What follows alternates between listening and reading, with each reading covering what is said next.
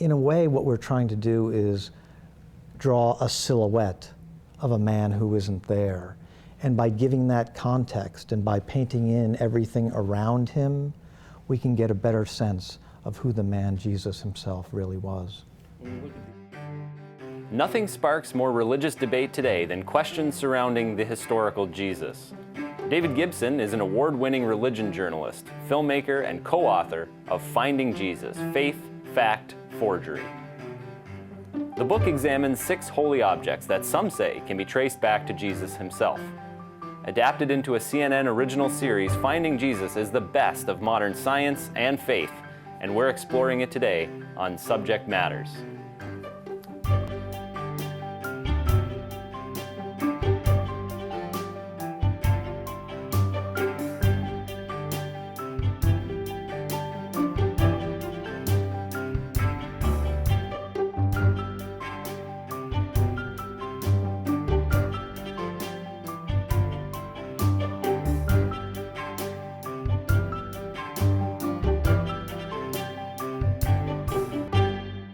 David Gibson, your book, Finding Jesus: Faith, Fact, Forgery. And I have to say, I absolutely love this title, mainly because it's super intriguing, very intriguing. But tell me, how did you come up with the title?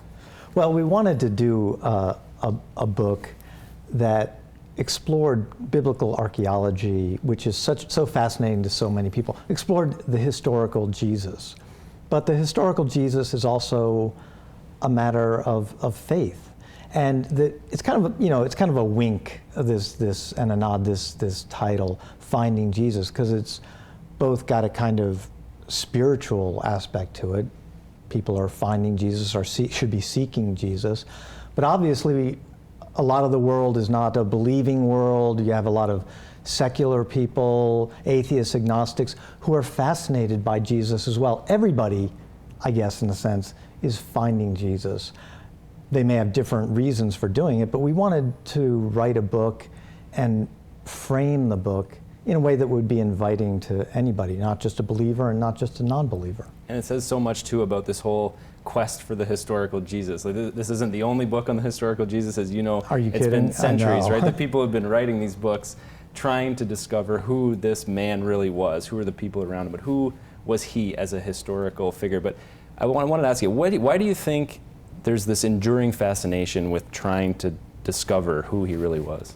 Well, first of all, because Jesus has had such, as just a historical figure, has had such an outsized impact on our world history, on civilization, on everything. People are fascinated by Jesus, but they're also fascinated in part because the reality is that there's a kind of a mystery, almost a hole at the center of the Jesus story. Here's a man who never wrote anything himself, right, who was crucified and died and rose again and ascended bodily into heaven. He left behind no relics himself. We're fascinated with the relics of his followers and those who are around him. But there's kind of nobody mentioned, even in his lifetime or for centuries afterwards, what he looked like. We have no real idea of what Jesus was like as a man who walked and talked and on the earth and sat and broke bread with his friends. So it's almost a kind of an inverse proportion to the amount of actual information that we have, the level of curiosity that we have about Jesus as a man in history. Now, you approach the whole question of the historical Jesus through these 6 objects, incredible historical, archaeological objects, and it's something unique to this book that you approach the question in that way. Why the medium of these historical objects to try to get to that question of who Jesus is? In a way, these objects are kind of common ground. Again, we wanted to write a book and have a show that believers and non-believers and everyone in between could engage with, because everybody is fascinated with Jesus. Some people have an agenda, one side or the other. But these objects kind of provide a common ground. We can say, okay, here are these physical material things. We can test some of these things. We can talk about what they mean in terms of history. We can tell you if they're fraudulent or not. Because again, this isn't a book that's trying to say, oh, look at the Shroud of Turin, that's true, so your faith must be true. Or look at this object, it's obviously false, so your faith must be false. No. These objects are not, your faith does not rise and fall on whether these objects are true or false. But what it can do is inform your faith, or if you're not a believer, it can give you a little bit more literacy, biblical literacy about who Jesus was and what the Gospels are trying to tell us. In one respect, we're also trying to debunk the debunkers. How many times do you read a headline that comes out and says, oh my gosh, amazing new gospel has been discovered, or amazing new object, Jesus had a brother, right. Mary was not a virgin, Jesus had a wife, what does that mean? Well, was that really true? Right. You know, there's so much sensationalism around biblical archaeology. We wanted to really go deeper and tell you what's true and what is false, and how does that illuminate your faith? Yeah, you say it in a great way in the introduction. You write, actually, it can seem that the field of biblical archaeology produces as many hoaxes or exaggerated claims that look much the same as sightings of Bigfoot or Elvis. The greater the shock value, the greater the appeal, the more outlandish the find, the more believable it will be. So exactly what you're saying there, it's so true. And these topics seem to come up every few years, and especially I notice around Christmas and Easter time. A lot of times things will come out. I know, and people are fascinated, and you should be fascinated. Again, I think there's a problem for Christians, let's say, when these sort of stories come out, because it's often in a sensationalistic way that's kind of with a subtle agenda to undermine your faith, and they just want to turn it off. They say, no, my Jesus is just a Jesus of faith. You can't do that. The foundational belief of Christianity is the incarnation. God became man and walked the earth in the Holy Land.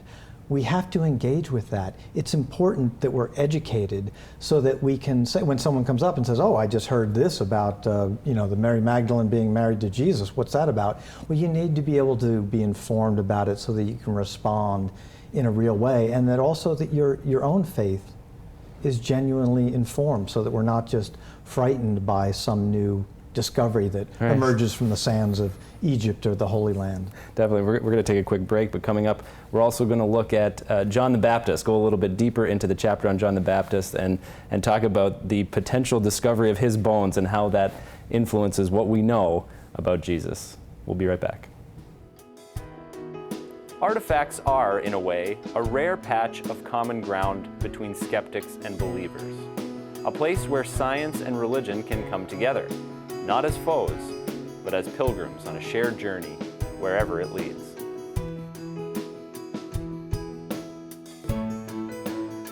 Finding Jesus, Faith, Fact, Forgery is published by St. Martin's Press and is available for purchase from Ben McNally Books in Toronto or on Amazon. For more information on CNN's series adaptation of the book, visit cnn.com/shows/findingjesus.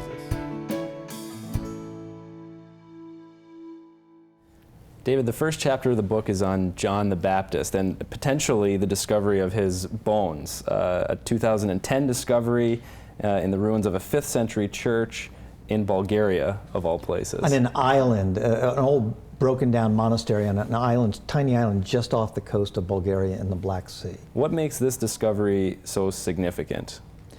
Well, there are so many relics of John the Baptist scattered throughout Europe. It's been a joke since the Middle Ages, for 1,000 years. It's been a joke. You had monks and theologians back in the 11th century joking that John the Baptist must have had 6 heads and 12 arms, because there's so many arms and heads of John the Baptist. He only had 1, by the way, and so many fingers scattered in churches around Europe that while they were revered as important objects, nobody really believed that any of these could actually be John the Baptist. I mean, how could they? So in 2010, there's a discovery in this broken down, under the altar in this small box of this broken down monastery with this inscription that says John the Baptist on it, of these bones. Okay, whatever. So they go and test the bones. One of them is from a cow, is a bone of a cow, one's a bone of a goat, one's the bone of a sheep. Because obviously in the olden days they like to kind of bulk up collections of relics, but 3 are human.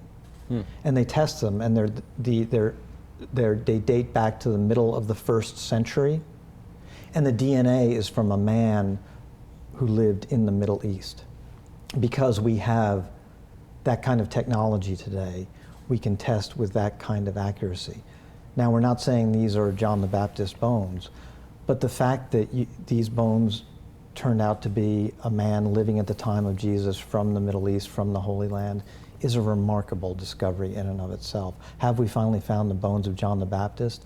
And what does it mean? Who was he? Why is this important? I love this about your book, that you often, at this point, will then make the jump and say, we don't know for sure, but it raises very, very good questions about who this person was and what their relationship was to Jesus. And in the book you outline using the 4 Gospels as your primary sources, but the relationship between John and Jesus, and it's a fascinating one. For example, the whole thing about Jesus allowing himself to be baptized by John, the fact that John's popularity was enormous at the time that just before Jesus started his ministry. So what did you learn through, this whole uncovery of the bones, the potential bones of John, about the relationship between the 2? Yeah, I loved this chapter. It was really John the Baptist. It's one of those things, I think I know the Bible, but when you focus in on one character or one aspect in this kind of way, you relearn or you sort of rediscover things that you had sort of forgotten, and how important John is. I mean, he kind of enters into the scene. He sort of introduces the Gospels. He's the one who, he's the forerunner, as he's called in Christian tradition. He's the older brother, the older cousin, literally, of Jesus.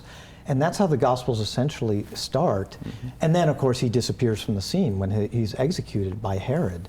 But exploring this relationship between the 2 of them is fascinating.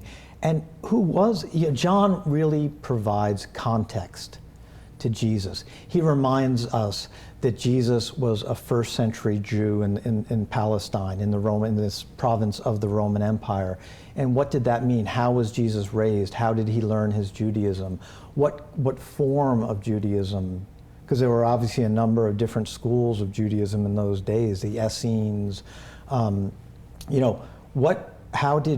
was Jesus raised? Because we really know so little about Jesus from the infancy narratives in 2 of the Gospels up until the time when he started his public ministry, which really began with his baptism by John. The context of John, too, you mentioned in this chapter, also raises some red flags. I think you say that it can be, John's role can be perceived as threatening to Jesus. Why is that the case? How in many ways, you can almost see the Gospel writers trying to give you the context. I mean, some thought John was the Messiah. Remember? And they always have to say, John has to say, no, I am not the Messiah. Right. The one who is greater than I is coming after me. I'm not fit to tie his sandals. Again, the Gospel writers almost have to explain away the fact that Jesus, the Son of God, the man who's without sin, has to stand in line on the banks of the River Jordan and be baptized by John the Baptist, his own cousin. Why would that have to be if Jesus does not have sin? Why is that the case? That's a kind of a problem. It's also an argument for the authenticity of the character of John and the stories of the Gospel. They have what biblical scholars like to call the Criterion of Embarrassment. If there's something in a story, in a historical story, that's kind of embarrassing or awkward, then it's probably true. Because if these Gospel writers were getting together later and trying to write a perfect story of the perfect Jesus, they would have scrubbed this. They would have changed all of this. But instead, this really smacks of the truth, the way it really would have happened, because the Gospel writers and theologians ever since have been trying to explain, why did Jesus have to go get baptized? Why did God stand in line, as Father Jim Martin has so memorably put it? At the end of the chapter, you conclude by talking about John as the great truth teller, and you say there's a kind of a universal quality to John, that he was killed ultimately, beheaded, as we know from the Gospels, for speaking truth to power before Christ even died. And so he's a saint for the ages. Tell me a little bit more about that, about John the truth teller. What's the value to the Christian tradition and to our understanding of Jesus that you get from that understanding of him? Yeah, it was one of these things I came across as I was researching this, a debate among two 11th century English theologians. Anselm, future Archbishop of Canterbury, was one of them, on whether actually John went to heaven. Because the reality is, John, he's a martyr, but he died before Jesus went up on the cross. And it's one of these kind of wonderful sort of theological debates. And it was a fascinating and very erudite exchange among these theologians. And they finally decided that, no, yes, of course, John the Baptist was a martyr, a Christian martyr, because he died for telling the truth. He told the truth. He denounced Herod for his incestuous marriage to his own niece. And for that, he was killed. And so they decided, yes, John died for the truth, and God is the truth. So he was dying for God, he was dying for what Christ represented. But the beautiful thing about John is he's revered in so many different traditions, in the Muslim tradition and in various Christian traditions. He's a prophet. He's kind of the last of the Old Testament prophets and the first Christian martyr in many respects. So he's kind of this bridge figure, and he's a universal figure in so many ways, that he stood up for the truth and he died for the truth. And obviously we see today the kind of bloodshed in the Holy Land, this kind of martyrdom in the Holy Land, which is such a horrible echo of the fate that John the Baptist himself suffered. I think he really is a man and a martyr for the ages and for our age. Someone who's very familiar with your work, Paul Anderson of George Fox University. He's an accomplished scripture scholar in his own right and also the founding member of the John, Jesus, and History Project. And he's here today to offer his review of Finding Jesus. And he also has a question that he wants to pose to you. So let's take a look at Paul Anderson. First of all, let me say congratulations to David Gibson and Michael McKinley. Your book, Finding Jesus, Faith, Fact, Forgery, I think is a great addition to a host of important books on the historical Jesus. I'm also delighted that CNN has come out with 6 episodes on each of your chapters, which makes this an especially compelling kind of a book as a resource for people interested in Jesus and even the beginnings of Christianity. Let me also commend you on your approach to this particular book. I like the way that you have based it on artifacts, physical pieces of evidence that at least get us thinking about the content that's in the Gospels. I think that is an advantage over simply working with texts or the talking heads of scholars. Then again, one problem with artifacts is that sometimes they don't give us anything more in terms of real information than the biblical texts themselves. Such as it is, though, these 6 subjects, I think, make a fine introduction to the historical Jesus and also what Jesus means for people in later contexts and situations. The 3rd episode on television is on Judas. The way that it walks into this is looking at the Gospel of Judas, which of course is a late 2nd century or early 3rd century sort of a document. Actually, the text itself has no historical bearing on the historical Judas, and it doesn't really contribute all that much to the historical Jesus. On the other hand, it reminds us that one of Jesus' followers apparently did betray him, and trying to understand more about what Judas's thinking might have been like, or how Judas was perceived among people in Jerusalem or among the other disciples, that might help us understand the mission of Jesus in a more textured way than we might have otherwise. Notice that John presents Judas as coming from the south, from the village of Kerioth, which is south of Jerusalem. If Judas is a southerner, a Judean, might that affect the ways that he understood Jesus? And might that have had some bearing on his understanding of Jesus' ministry, as well as his concerns as Jesus visited Jerusalem?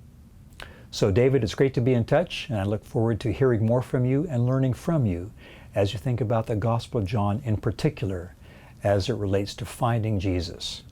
Thanks so much. Okay, the idea that Judas was from the south of Judea, not from Galilee, where we presume the rest of Jesus' disciples were from. Why is that significant? It's very significant because it shows that Judas was kind of the outsider, the outlier in this whole band of original disciples, almost from the very beginning.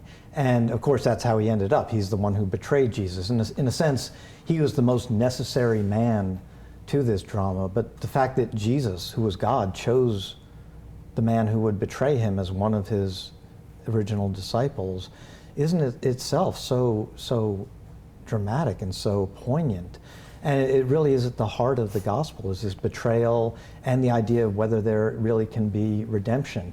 But again, you had this Judas figure who, at every time he's mentioned, there's clearly something off about him. There's something, it's foreshadowing that he is going to be the one who is going to do this necessary but very evil deed, which leads to the death of God on the cross. The way you approach this whole analysis of Judas is through the gospel, the quote-unquote gospel of Judas, which is what we know as a Gnostic text. We only have part of it, fragments of it, that have survived through the centuries. Most of it has been destroyed. But this whole reality of the Gnostic texts, and Judas being one of them, tell us a little bit about that. What do all these discoveries tell us about early centuries? Yeah, you get these texts that come out every once in a while. The Gospel of Jesus' wife, we deal with that. The Gospel of Judas. What are these? Are these real Gospels? What are these papyrus texts that come out of the sands of Egypt or the Dead Sea, here and there? Well, these are really later writings, apocryphal writings. They're like 2 or 3 centuries after. It's not written by Judas himself. But what it represents is something valuable for us. And the fact that, again, as I was saying, there are really very few mentions, few details about Judas in the Gospels, even though he has such a central role. But from the earliest days, Christians, just as we are today, were fascinated by this figure of Judas. Why did Jesus pick him? Why did he betray Jesus? What happened to him in the end? And so these Gospels, these quote-unquote Gospels that people were writing 100 and 200 and 300 years later, were actually ways that people were kind of trying to speculate and work out some of these mysteries and these theological conundrums. And we're still trying to work it out today. That's for sure. We have to take one more quick break, but when we get back, we'll talk about what this all means for believers, for the church, for the scientific archaeological world. Stay with us. Subject Matters is filmed on location at Ben McNally Books in downtown Toronto. Opened in 2008, this beautiful and locally owned store is the perfect place to shop for books and to spend a quiet moment.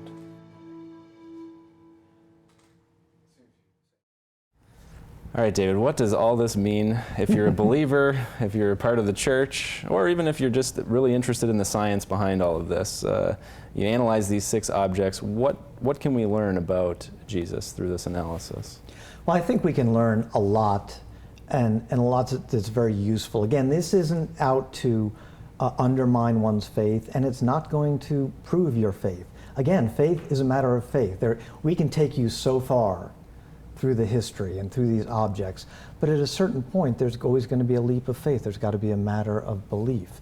You can accept Jesus for what the church teaches, or you can reject it. But we want you to be able to make an educated guess, whatever it is. And if you're a believer, you should be able to defend your faith in an educated way. And I think what may be, in the end, most reassuring in some ways to believers is that these 4 canonical Gospels, Matthew, Mark, Luke, and John, remain the best testimonies we have, the best historical testimonies we have to who Jesus was as a man, as the person who walked the earth, who was God incarnate. And is that's partially because they're the earliest, right? They are indeed the earliest, and you get these other Gospels, as we said, that kind of come out, and they are useful as well for telling us about what the early Christians were thinking, what they were debating, what they were struggling with. But these original canonical Gospels remain the earliest accounts we have, and remarkably reliable, historically speaking. So we have to go back to those original accounts and really dive into those to see what they can tell us. Again, as we said at the beginning, they're so little of Jesus himself. In a way, what we're trying to do is draw a silhouette of a man who isn't there. And by giving that context and by painting in everything around him, we can get a better sense of who the man Jesus himself really was. When we look at these 6 objects, we can't come to a solid conclusion. We don't know for sure if the bones of John the Baptist are really the bones of John the Baptist. We don't know if the Gospel of Judas is really the Gospel of the Judas, historical Judas, etc. Are you bothered by the fact that we do these analyses, these scientific archaeological analyses, and don't come out with a factual conclusion? No, not at all. To a degree, it's informing. Again, when I go into these things, when Michael McKinley, my co-author, and I write these things up, it's this way to dive deeper into something. The Shroud of Turin, what was the crucifixion? What really was happening there? The Catholic Church is so wise with these things. Even when the original testing was done on the Shroud of Turin, and it seemed to come out originally as perhaps a medieval forgery, the Church said, you know what? Our faith doesn't rise or fall on whether this is the original burial shroud of Jesus, but it still stands as an icon of the suffering man. It still is worthy, an object like an icon that is worthy of contemplation to take us deeper into that mystery. That's what all of these objects do. Whether we can put much credence in them or not, they're a kind of a portal that allows us to enter more deeply into history and perhaps into faith. David Gibson, thank you very much. Really appreciate it. Great to be here. Thanks so much. David Gibson is co-author of Finding Jesus, Faith, Fact, Forgery. You can buy the book right here at Ben McNally Books in Toronto. You can also get it online at Amazon.com. And if you want to follow David's work, head over to Religion News Service website, religionnews.com. I want to thank Professor Paul Anderson, our guest reviewer for today. If you'd like to follow Paul's work, you can head over to georgefox.edu. And if you'd like to see my video review of Finding Jesus and so much more great content from the show today, head over to our website, saltandlighttv.org/subjectmatters. Thank you so much for joining us. We'll see you again next time. Our Salt and Light team works hard to feature authors and books that are meaningful to you, our viewers. Your financial contribution to Salt and Light Television ensures such quality Catholic programming. Please consider supporting our original series, Subject Matters, by making a donation today. Remember, our hope begins with you.